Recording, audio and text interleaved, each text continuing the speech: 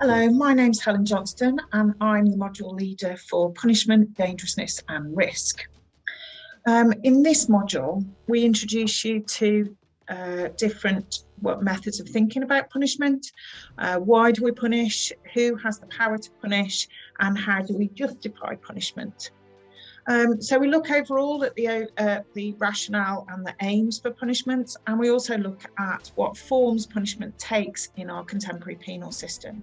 So primarily the module is about punishment after sentencing. So we begin at look at sentencing and sentencing policy. We look at the overall operation of the penal system. So for example, we look at the different factors that have influenced the penal system in the last 30 years, and particularly we focus on ideas about risk and the management of offenders in our penal system. So we look at different dimensions of punishment, for example, community sentences, youth justice and imprisonment. And we look at all of those areas and we explore how community penalties are delivered.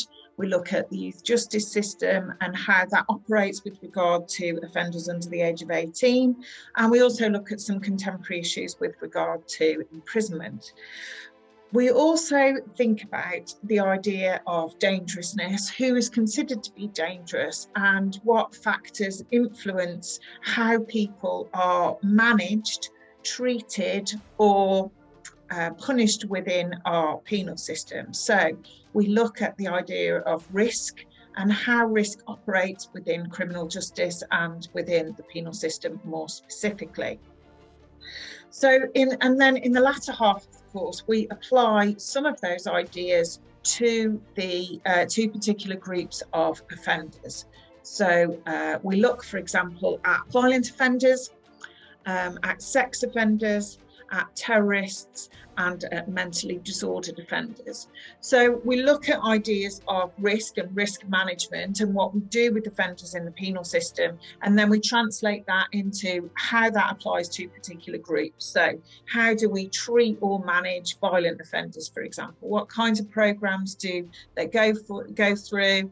How are they managed by multi-agency public protection arrangements? And similarly, how do those things apply to sex offenders or mentally disordered offenders? So how are people routed through this penal system and how are they treated or managed by the penal system?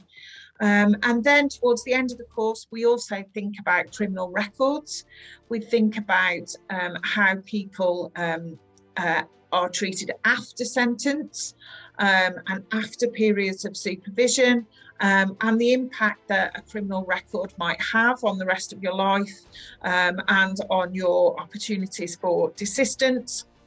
So specifically, we think about the Rehabilitation of Offenders Act, we think about employment, housing, etc., and all the things that might be affected by you having a criminal record. So broadly speaking, that's what we're going to be looking at in punishment, dangerousness and risk. Thank you.